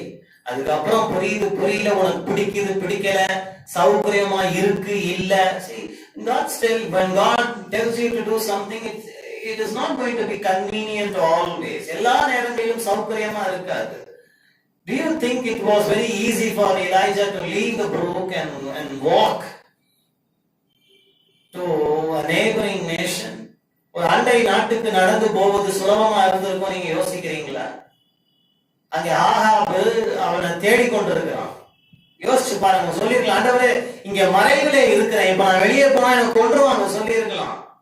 நான் வழியில எல்லாம் உன்னை காக்க தம்முடைய தூதர்களுக்கு அவர் கட்டளையிட்டு இருக்கிறார் என்பதை விசுவாசித்தான். புறப்பட்டு போகிறான். ஊர் வாசல்ல அருமையான ஒரு காட்சி. யோசிச்சு பாருங்க. அங்கே அந்த ஸ்திரீ 2 சுள்ளிகளை பொறுக்கி கொண்டிருக்கிறார். She was picking up twigs, not even wood. She was picking up twigs. Why? To prepare the last meal, eat and die. Oh, what a magnificent vision. யோசிச்சு பாருங்க, நம்பிக்கையோடு புறப்பட்டு போகிற மனுஷன் எதிர்கொண்டது என்ன? விதவை முதல்ல. அதுவே அவன் வெளி தோற்றத்துல அந்த பண்டைய நாட்களை பார்த்த உடனே அதுவே பாதி நம்பிக்கை எடுத்துட்டு இருக்கோம். அவ்வளவுதான் போச்சா, கேரிங் டாக்டர் போச்சா, இல்லையா ஸ்விக்கி டெலிவரி போச்சா, காலை மாலை அருமையா வந்துட்டு இருந்துச்சு போச்சா யோசிச்சுட்டு இருப்பான். அவள் விதவை மாத்திரம் அல்ல, ஏழை விதவை. எளிமையான அவர் தோட்டத்திலேயே தெரியுது, 2 சுள்ளிகளை பொறுக்கி கொண்டிருக்கிறார். மார்வலஸ். தேவன் நம்மை நடத்துகிற விதம் ஆச்சரியமாயிருக்கும். அவளிடத்திலே போய் சம்பாஷணை ஆரம்பிக்கிறான். சொல்லுகிறான், இல்லையா, நீ போய் எனக்கு குடிக்க கொஞ்சம் தண்ணீர் கொண்டு வா. இல்லையா, அவன் போறான். புறப்பட்டு போகும் பொழுது அவன் சொல்லுகிறான், ஒரு அடை செய்து எனக்கு முதலாவது அடையை கொண்டு வா. அப்பதான் அவன் சொல்றா, எலியாவை பார்க்கறதுக்கு முன்னாடி அவளை பாருங்க, என்ன அருமையான ஒரு புத்திசாலியான ஒரு ஸ்திரீயை பாருங்க. ஒரு ஆவிக்குரிய, எப்படி சொல்றது இல்லையா, ஒரு ஆவிக்குரிய தெளிவு உள்ள ஒரு ஸ்திரீயா இருக்கிறார். அவ சொல்றா, என் வீட்டுல ஒரு பானையில கொஞ்சம் மாவும் கலசத்தில் கொஞ்சம் எண்ணெயும் தான் இருக்குது. நானும் என் பிள்ளையும் ஒரு அடையை பண்ணி சாப்பிட்டு சாக ஆயத்தமாய் to operate and how not to operate. வந்தவன் போனவனுக்கெல்லாம் அடையை எடுத்து கொடுத்துடல. இன்னைக்கு நிறைய பேர் செய்யற தப்பு அதுதான், இல்லைங்களா? யாராவது கர்த்தருடைய நாமத்துல வந்து ஏதாவது ஒண்ணு சொன்னா, எனக்கு நிறைய பேருக்கு தெரியும், வீட்டுல இருக்கிறத எடுத்து கொடுத்து அப்புறமா பிரதர் அது போச்சு இது போச்சு. இல்ல, உனக்கு சொன்ன ஆண்டவர் எனக்கு சொல்லணும். The Lord has to speak both sides. எனக்கு நிறைய பேர் சாபம் விட்டு போயிருக்காங்க. கர்த்தர் கொடுக்க சொன்னாருன்னு வருவாங்க. அப்படிங்களா? எந்த சொல்லிட்டும் கொடுக்குறேன். கர்த்தருடைய ஊழியக்காரனாகிய நான் சொல்லுகிறேன், ஆவியானவர் சொன்னார் கொடுக்க மாட்டீங்க, கர்த்தருடைய சாபம் தாங்க. ரொம்ப சந்தோஷம், போயிட்டு வாங்க. நான் இன்னைக்கு ஆசீர்வாதமா தான் இருக்கேன். I don't believe such rubbish. Don't come to play the God card with me. கர்த்தர் சொன்னார் வந்தா sustain you and your house. உன்னையும் உன் வீட்டாரையும் கர்த்தர் இந்த பஞ்சகாலம் முழுவதும் போஷிப்பார். பானையிலே மாவும் கலசத்தில் எண்ணெயும் குறைவதில்லை என்று கர்த்தருடைய ஜீவனை கொண்டு சொல்லுகிறேன் என்று சொன்னவன போய் புறப்பட்டு போய் அடையை பண்ணி வெளியே கொண்டு வருகிறார். மாலை நேரத்திலே பரிசுத்த ஆவியானவர் ஒரு கண்களை திறப்பாராக. There is going to be unusual combos, unusual combinations, unusual network, unusual links. கர்த்தர் உங்களை கொண்டு போய் unusual connectionsல கொண்டு போய் ஜாயின் பண்ண போறார். எத்தனை பேர் விசுவாசிக்கிறீங்க? இல்ல, பார்த்த போதே பார்க்கிறோம் பிரதர், பழைய ஃப்ரெண்டே போதும் பிரதர். இல்ல, உன் வாழ்க்கை டெஸ்டினியை அடுத்த நிலைக்கு கொண்டு செல்ல நகர்த்த தேவனை புதிய ஜனங்களோடு கொண்டு போய் சேர்ப்பார். புது மனுஷாலோடு கர்த்தர் கொண்டு போய் சேர்ப்பார். வெளிப்பாடு நிறைந்தவர்களோடு கர்த்தர் கொண்டு சேர்ப்பார். வரவும் போவனெல்லாம் கொண்டு போய் சேர்ப்பார் நான் சொல்லல. எலியாவை போல வெளிப்பாடு உள்ள ஒரு மனுஷியினுடைய இடத்திலே தேவன் கொண்டு போய் சேர்த்ததை பார்க்கிறோம். 3.5 ஆண்டு காலம் அங்கே இருந்தான். அந்த சம்பவம் எல்லாம் உங்களுக்கு தெரியும். பின்பு கர்த்தருடைய வார்த்தை அவனுக்கு உண்டாகி அவனை பார்த்து சொல்லுகிறார், எலியா போ, கர்மேலிலே ஒரு பந்தியை ஆயத்தப்படுத்து, என்னுடைய வல்லமையை உனக்கு நிரூபிக்க வேண்டும். நம்ம முதல்ல பார்த்து கொண்டிருப்பது கிளைமாட்டிக் சேஞ்ச்ல God's proof of his power. தன்னுடைய வல்லமையை வாழ்க்கையில எப்படி நிரூபிக்கிறார் பார். கேரி தாற்றண்டையை நிரூபித்தார். சாரிபாத்து விதவையின் வீட்டிலே மியூச்சுவல் பிளெஸிங். இவனுக்கும் ஆசீர்வாதம், இவன் மூலமா அவளுக்கும் ஆசீர்வாதம். மரித்த அவளுடைய பிள்ளை மறுபடியும் உயிரோடு எடுத்து கொடுத்தார். பின்பு கர்த்தருடைய வார்த்தையின்படி அங்க விட்டு வெளில வாரம். எங்கேயும் செட்டில் ஆயிடாதீங்க. இந்த செட்டில்மெண்ட் மென்டாலிட்டி ரொம்ப மோசம். பேசுகிற என்னையும் சேர்த்துதான் சொல்றேன். ஏன்னா மனுஷனா பிறந்த நமக்கு எப்பொழுதுமே இந்த லைஃப் செட்டில்மெண்ட் மேல ஒரு அலாதி பிரியம். அததான் வேர்ல்டு propagate பண்ணுது, world promote பண்ணுது. settle. No, you are not called to settle. You are called to go from glory to glory. மகிமையின் மேல் மகிமை அடையும்படி நீ கர்த்தரால் தெரிந்து கொள்ளப்பட்டிருக்கிறாய். You can retire from your career, you cannot retire from your calling. உன் அழைப்பிலிருந்து நீ ஓய்வு பெற முடியாது. உன் வேலையிலிருந்து ஓய்வு பெறலாம், உன் அழைப்பிலிருந்து நீ ஓய்வு பெற முடியாது. முடிவு வரைக்கும் என் செத்தப்புறம் கூட அந்த அழைப்பினுடைய அபிஷேகம் கிரியை செய்ய வந்தது. எலிசாவின் எலும்புகள் உயிர்ப்பித்தது. சுவாசிக்கிறீங்களா? கர்மேல் பர்வதத்திலே எலியா ஒரு கூட்டத்தை கூட்டுகிறான். கர்த்தர் தேவனானால் அவரை சேவியுங்கள், பாகால் தேவனானால் அவனை சேவியுங்கள். ஒரு பலிப்பிடம் செப்பிடப்பட்டது. இந்த மாலை நேரத்துல அதனாலதான் கர்த்தர் உங்கள் இருதயத்தை வார்த்தைக்கு முன்பதாக ஆயத்தப்படுத்துகிறது. காரணம் அதுதான். ஏன் 4 வகையான நிலங்களை பற்றி இயேசு சொன்னார். வழியோரமான விதை, கற்பாறை, முள்ளும் புதரும் உள்ள இடம், நல்ல நிலம். Before God could do anything in your life, you need to prepare yourself. உன் இருதயத்தை நீ ஆயத்தப்படுத்த வேண்டும். வீட்டை ஆயத்தப்படுத்துவதல்ல, சுற்றுப்புற சூழ்நிலைகளை ஆயத்தப்படுத்துவதல்ல. You need attitude adjustments. அடிக்கடி சொல்றதுதான், your attitude determines your altitude. நீ வாழ்க்கையில எவ்வளவு உயரம் போற என்பதை உன்னுடைய மனோபாவம் தான் நிர்ணயிக்கும். தவறான மனோபாவங்கள், தவறான attitudes, wrong attitudes will not get you anywhere. God never promotes ungodly attitudes. அதனால்தான் நமக்கு ஆண்டவர் beatitudes பத்தி ரொம்ப அழகா பேசினார். கிறிஸ்தவ வாழ்க்கை என்பது behavior modification அல்ல. Most people misunderstand and misinterpret it. Christianity is not about behavior modification. It is about a new heart in Christ. கிறிஸ்துவுக்குள் ஒரு புது இருதயம். அந்த புது இருதயம் புதிய attitude உனக்கு கொடுக்கும், புது சிந்தனைகளை கொடுக்கும். May the Lord speak to you. செப்பனேட் பலியை வைக்கிறான் கர்த்தருக்கு. அந்த பாகால் தீர்க்கதரிசிகள் பகல் முழுவதும் அல்லாடியும் தள்ளாடியும் ஒன்றும் நடக்கல. ஆனா எலியா அந்திபலி மகத்தான காரியங்களை செய்ய காத்து கொண்டிருக்கிறார். புறஜாதிகளுக்கு முன்பதாக, உன்னை கேலி பண்ணினவர்களுக்கு முன்பதாக, உன்னை சவால் விட்டவர்களுக்கு முன்பதாக, உன் தேவனாகிய கர்த்தர் எங்கே என்று கேட்டவர்களுக்கு முன்பதாக வானத்திலிருந்து அக்கினியை கொண்டு வந்தது போல உன் வாழ்க்கையில் சூப்பர் நேச்சுரல் இன்டர்வென்ஷன்ஸ் நடக்க போகிறது. இயற்கைக்கு மேற்பட்ட விதத்திலே கர்த்தர் உன் வாழ்க்கையில் இடைப்படுவார். I'm telling you, if God can bring fire out of heaven, what not for you? உனக்காக எனக்காக எதையும் தேவன் செய்ய வந்தவர். சுவாசிங்க. அந்த பலி செலுத்தப்பட்ட பின்புதான் அவன் சொல்றான் பாருங்க, பெருமழையில் இரைச்சல் சத்தம் கேட்கப்படுகிறது. Before rain there needs to be fire. Fire precedes rain because it sanctifies, it burns sin and dross.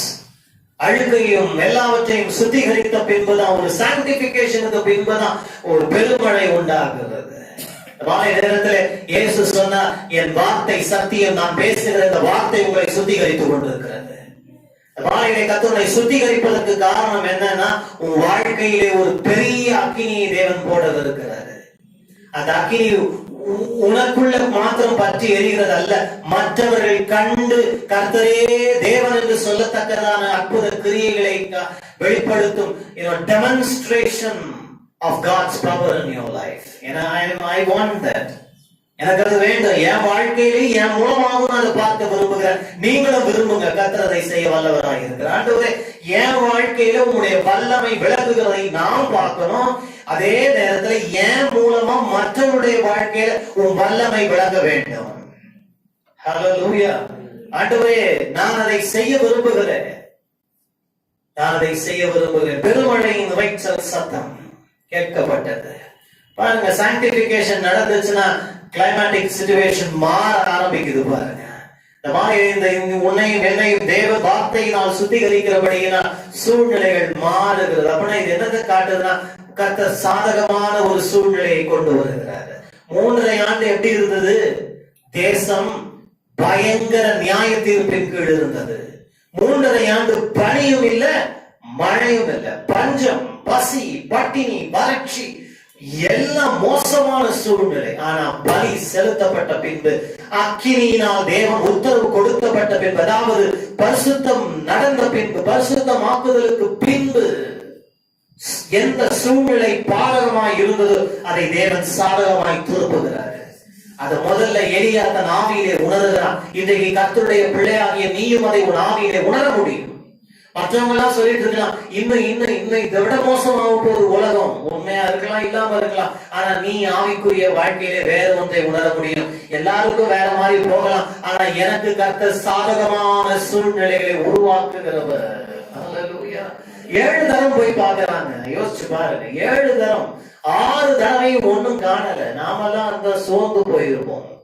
அவன் சோர்ந்து போகல. அதுதான் இயேசுவும் சொன்னார், மனுஷர் ஒருபோதும் என்ன செய்யக்கூடாது, சோர்ந்து போகாமல் விழித்திருந்து என்ன செய்ய வேண்டுமா, ஜெபிக்க வேண்டும். லூக்கா சுவிசேஷம் நினைக்கிறேன் 14ஆம் அதிகாரம் இல்லையா, அங்கே நாம பார்க்கும் பொழுது அவர் சொல்லுகிறதை பாருங்க. 18ஆம் அதிகாரம் முதல் வசனம், லூக்கா 18:1.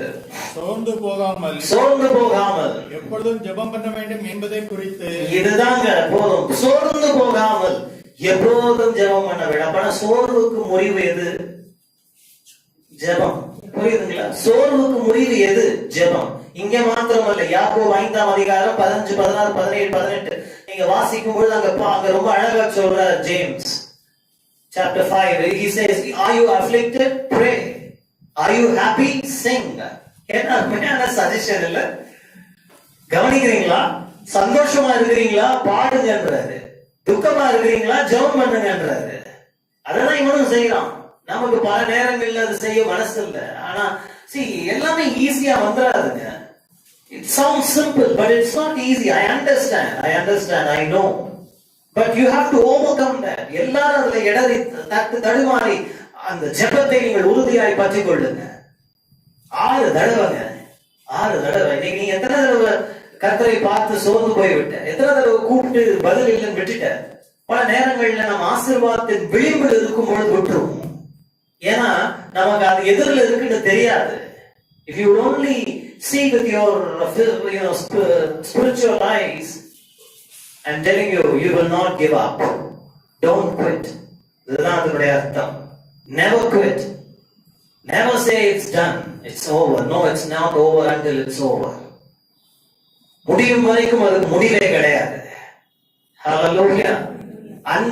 அந்த tenacity நமக்கு தேவை. அந்த aggressive நமக்கு தேவை. அதுதான் இயேசு சொன்னார், the violent will inherit the kingdom of God. தேவராஜ்யத்தை பலவந்தம் பண்ணுகிறவர்கள் பிடித்துக் கொள்றாங்க. அப்படின்னா என்ன? It's a force. Faith is a force. மத்தவனை போட்டு சப்பு கணத்துல அலைகிற force இல்ல, அடிக்கிற force இல்ல. அந்த tenacity, அந்த aggressiveness, அந்த boldness. No, I will not give up. I will see the performance of God's word. நடக்குது பாருங்க. 6 தடவை அவன் சொல்றான், திரும்ப போ. கர்த்தர் உன்னை என்னை இந்த மாலையிலே பலப்படுத்த விரும்புகிறார். ஒரு ஜெப வாழ்க்கையை பலப்படுத்த விரும்புகிறார். தள்ளாடுகிற உன் முழங்காலை, தளர்ந்து கிடக்கிற உன் கைகளை தேவன் திடப்படுத்த விரும்புகிறார். Don't give up. Continue praying, continue singing, continue praising, continue worshiping. இடைவிடாமல் ஆராதிக்கிற உன் தேவனாகிய கர்த்தர் நிச்சயம் தன் வல்லமை விளங்க பண்ண வல்லவராய் இருக்கிறார். 7வது ஒரு உள்ளங்கை அளவு மேகம். யோசிச்சு பாருங்க. Not a very big cloud, just a small palm, the hand of a man, the size of a palm. ஒரு உள்ளங்கை அளவு மேகம். அதை கண்ட உடனே எலியா சொல்லுகிறான், பெருமழை இறைச்சல் சத்தம். இப்ப என்ன ஆக போகுது? தேசம் முழுவதும் பரவ போகிறது.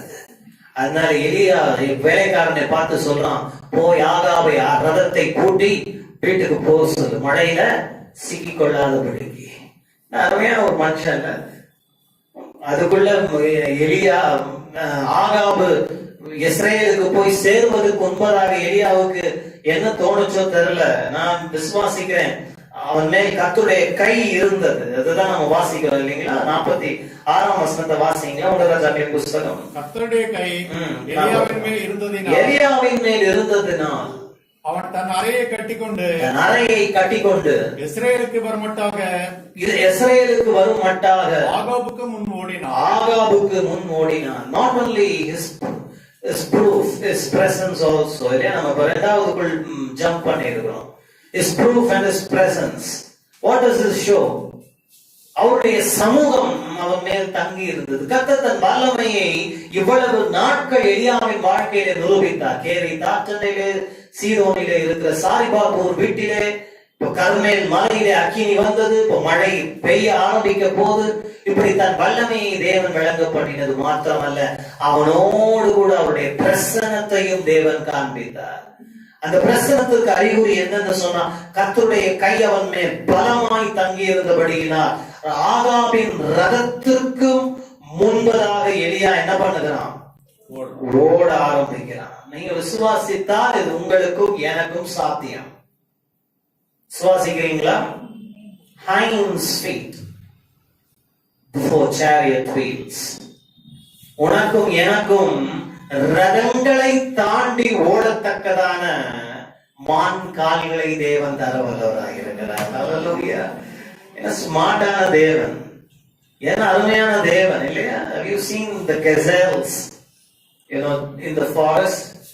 பார்த்திருப்பீங்க, பாருங்க, அனிமல் பிளானட்ல பாருங்க இல்லையா? அந்த கெசல்ஸ் ஓடுறது இங்க, அதாவது டிப் டோல ஓடும் அப்படியே, அந்த மாதிரி எளியா ஓடி இருப்பான்னு நான் நினைக்கிறேன்.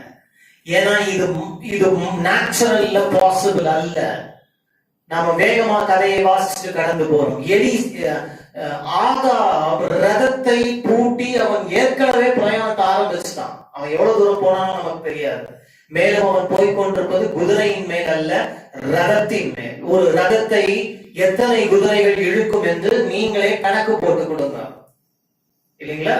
எப்படியும் குறைந்தது 2க்கும் மேலாக தான் இருந்திருக்கணும். ஒரு ஹார்ஸ் பவர் என்னன்னு கூகுள் பண்ணிக்கங்க and multiply it by the number of horses. Can anyone in the natural take over? யாராவது இந்த ரதத்தை ஓடுகிற ஹார்ஸ் பவரை மேற்கொள்ள முடியுமா? முடியாது. இவன் அதை தாண்டி ஓட நான் என்றால் வேதம் சொல்லுகிறது கர்த்தருடைய கை அவன் மேல் இருந்தது. ஹல்லேலூயா. சிலர் குதிரைகளை குறித்தும் ரதங்களை குறித்தும் மேன்மை பாராட்டலாம் ஆகாவை போல. ஆனால் நானோ என் தேவனாகிய கர்த்தரை குறித்து மேன்மை பாராட்டுகிறேன். குதிரையின் வேகத்தையும் தாண்டி ஓடத்தக்கதாக மான் கால்களை போக, அது வேற என்ன கால் எனக்கு கொடுத்தாரோ தெரியல, என்ன நடந்ததோ தெரியல. ஆனா ஒண்ணு மாத்திரம் எனக்கு நிச்சயம், இது தேவனுடைய பிரசன்னத்தின் வெளிப்படுத்தல். அப்ப இந்த மாலையிலே பருவநிலை மாற்றத்திலே முதலாவது தேவன் தன் வல்லமை விளங்க பண்ணுகிறார், இரண்டாவதாக தன் பிரசன்னத்தையும் விளங்க பண்ணுகிறார். அதுவும் ரொம்ப தேவைங்க. உங்களோட கூட தேவ பிரசன்னம் இருக்கிறதை இந்த உலக மக்கள் காண போகிறார்கள், காண வேண்டும், காண போகிறார்கள். அது ரொம்ப முக்கியம். யோசிச்சு பாருங்க, எனக்கு அந்த ஆகாப் முகத்தை பார்க்கணும்னு ரொம்ப ஆசை. எலியா தாண்டி கிராஸ் பண்ணி ஓடும் போது அந்த மனுஷன் முகம் எப்படி இருந்திருக்குன்னு பார்க்க ஒரு ஆசை தான். நான் விசுவாசிக்கிறேன், பேய் அரைஞ்ச மாதிரி இருந்திருக்கும். என்ன நடக்குதுங்க?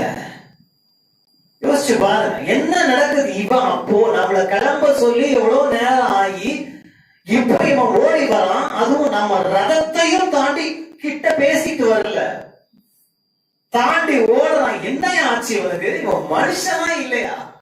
ஏற்கனவே எலியாவும் மனுஷனா இல்லையான்னு நிறைய பேர் கேட்டுட்டு இருந்தாங்க. ஏன்னா எலியாவை பொறுத்த வரைக்கும் ஒரு இரக்கமற்ற தீர்க்கதரிசியை போலதான் பழைய ஏற்பாட்டிலே கண்டார்கள்.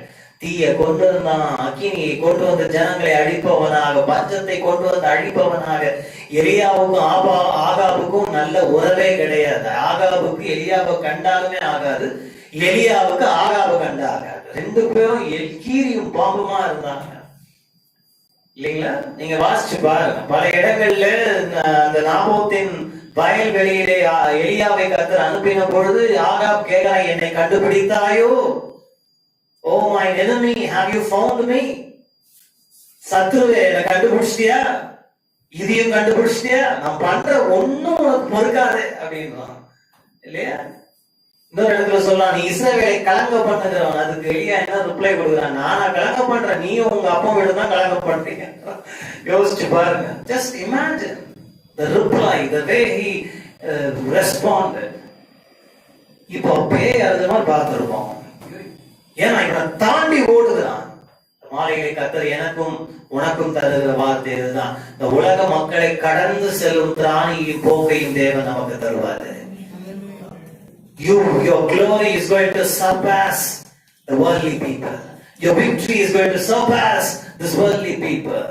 Your achievements are going to be far greater than the unbelievers.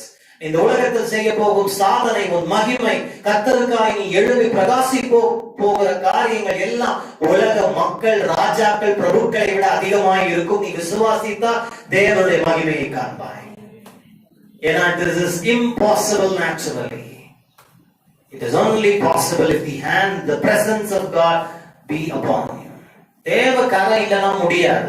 நான் விசுவாசிக்கிற உங்களையும் என்னையும் பார்த்து நிறைய பேர், அதாவது ஓடினான்னு சொல்லும்போது நம்மள இப்படி ஓடுவோம்னு அர்த்தம் இல்லை. இது எதை காட்டுதுன்னா, இந்த உலக ஓட்டத்துல நம்மளை பார்த்து நிறைய பேர் சொல்ல போறாங்க, என்னாலே செய்ய முடியல, நீ எப்படி செஞ்ச அப்படின்னு கேட்க போறாங்க. அதான் சாட்சி.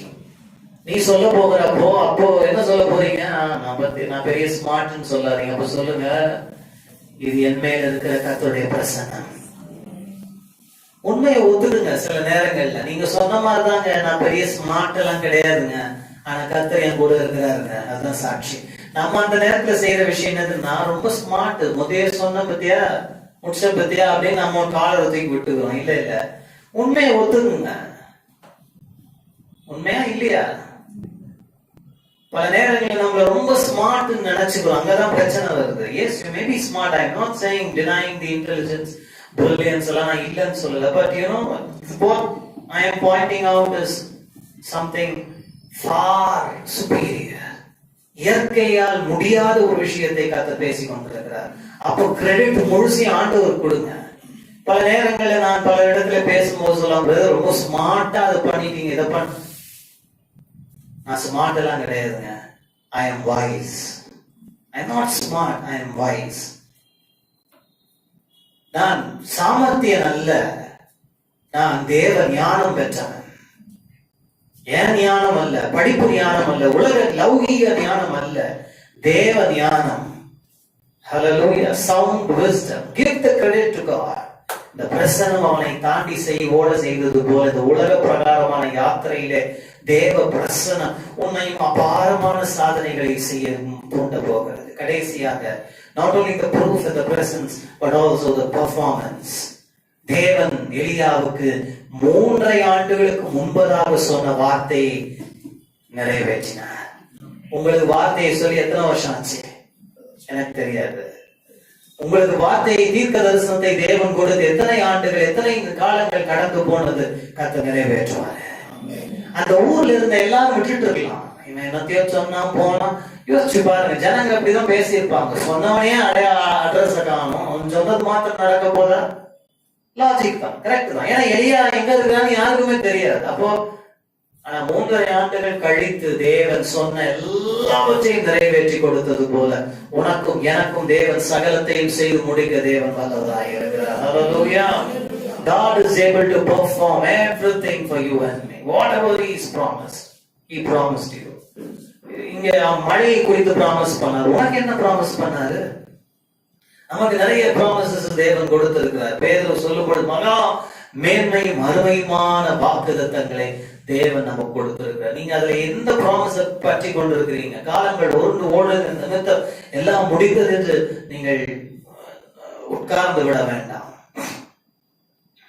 தேவன் எல்லாவற்றுக்கும் நிறைவேறும் காலத்தை தேவன் வைத்திருக்கிறார்.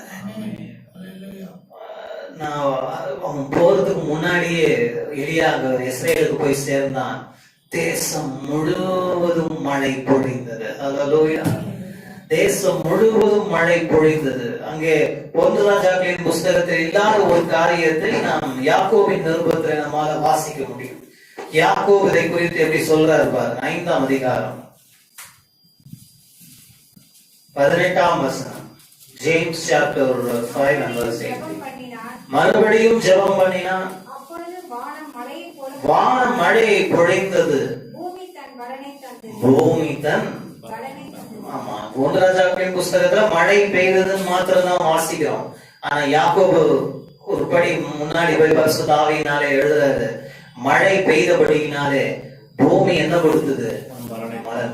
பலனை கொடுத்தது, ஃப்ரூட்டை கொடுத்துச்சு. அப்ப நாம் இப்படி கூட வாசிக்கலாம், 3.5 ஆண்டு காலம் இல்லாத ஒரு பலனை தேசம் கண்டது. 3.5 ஆண்டு காலம் என்ன கண்டது? வறட்சியை கண்டது, அழிவை கண்டது, நஷ்டத்தை கண்டது, பஞ்சத்தை கண்டது. ஆனால் 3.5 ஆண்டு காலம் கழித்து தேவன் தன் வாக்கை நிறைவேற்றின பொழுது என்னத்தை கண்டது? பலனை கண்டது. They saw the produce, they saw the fruits. So also when God performs what he has promised in your life, what he has spoken in your life, whatever he has foretold in your life, then things begin to line up in your life. Your life will be more fruitful, more productive. மழை வந்த உடனே தேசம் என்ன ஆயிடுச்சு? இப்போ பூமி தான் பலனை தர ஆரம்பிக்குது. இன்னைக்கு எத்தனை பேர் என் வாழ்க்கையில பேரனா இருக்குது, ரொம்ப வறட்சியா இருக்கிறது, கனியற்ற ஒரு வாழ்க்கை. இந்த பெருமழை உங்களுடைய வாழ்க்கையே திருப்பி போட போகுது. அதுதான் நான் விசுவாசிக்கிறேன். ஏன்னா அங்க நம்ம பார்க்கிறோம் 3.5 ஆண்டு காலம் இப்படி இருந்துச்சு. ஆனா 3.5 ஆண்டு காலம் கழித்து தேவன் சொன்னதெல்லாம் நிறைவேற ஆரம்பித்த உடனே பூமி என்ன ஆயிடுச்சு? மாறிடுச்சு. எங்க வறட்சியும் பொட்டல் நிலமும் காய்ந்த நிலமாய் தரிசு நிலமாய் இருந்ததோ அங்கெல்லாம் இப்ப என்ன ஆயிடுச்சு? வளமான செழிப்பான ஒரு அறுவடையின் நாட்களை அவர்கள் கண்டார்கள். இந்த மாலை நேரத்தில் அத்தகைய மாற்றத்தை கொடுக்கும் ஒரு பெருமழை கேட்கிறது. உங்களுக்கு கேக்குதா? ஆவியானவர் உங்கள் செவிகளை திறப்பாராக. உங்க மாம்ச காதுகளால கேட்க முடியும். May the Lord give you special grace to hear the sound of abundance of rain. These 3 things, the 3 காரியங்களை உங்களுடைய மனசுல பதித்துக் கொள்ளும். May the Lord prove His presence in your life. Presence. Prove His power in your life. Prove His presence in your life. And may there be a performance of His word and prophecy in your life. அவர் சொன்ன வார்த்தைகள் நிறைவேறுவதாக. நாம் ஜெபிப்போமா? Thank you, Jesus. Hallelujah. Wonderful Lord, we praise you, we praise you, we praise you, Jesus. Hallelujah. Thank you, Lord. Thank you, Jesus. ரொம்ப சிம்பிளான ஒரு விஷயமா உங்களுக்கு இருக்கலாம். ஆனால் இந்த மாலை நேரத்திலே கர்த்தர் சொன்னதை நான் உங்கள் மத்தியிலே வைத்திருக்கிறேன். நிச்சயமாய் உங்கள் வாழ்க்கையிலே ஒரு பலனை காண்பீர்கள். Thank you, Jesus. எழுந்து நிற்போமா? ஒரு பாடலை நாம் பாடுவோம். விசுவாசத்தோடு கூட சேர்ந்து என்ன பாடலாம்? அருள் ஏராளமாய் பெய்யும். பெய்யுமா? There shall be showers of blessings. This is the promise of love. முதல்ல தமிழ்ல பாடுவோம், அப்புறம் இங்கிலீஷ்ல பாடுவோம், அப்புறம் தமிழ்ல பாடுவோம். மாறி மாறி விசுவாசத்துல நாம் பாடுவோம். சேர்ந்து பாடுவோமா? அருள் ஏராளமாய் பெய்யும், ஊடுருவி காத்திடுவே, ஆளுதம் தேடுதம் செய்யும், சாயை புரிந்திடுவே. அருள் ஏராளம், அருள் அவசியமே, ஆத்மாய் சொர்க்கமாயல்ல, ஈரளாய் பெய்யட்டுமே. அருள் ஏராளமாய் பெய்யும், மேக வந்தாரமுண்டாம், காணாத நிலத்திலேயும் செழிப்பும் பூரிப்புமா.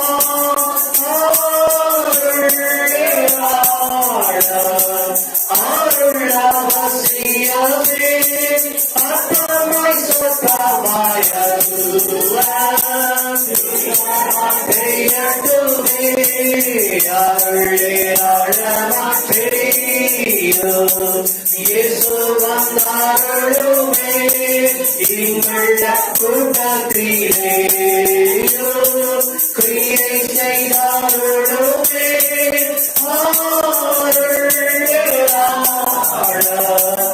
அருள் அவசியமே, ஆத்மாய் சொர்க்கமாயல்ல,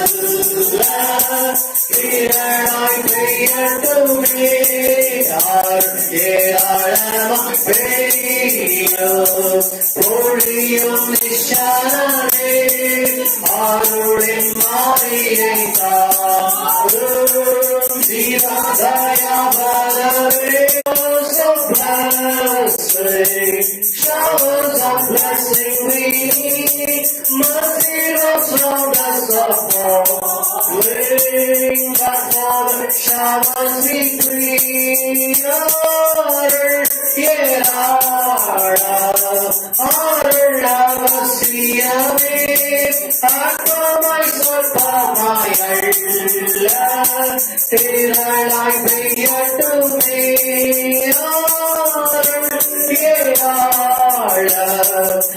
அருள் அவசியமே, ஆத்மாய் சொர்க்கமாயல்ல, ஈரளாய் பெய்யட்டுமே. சர்ப்பமாய்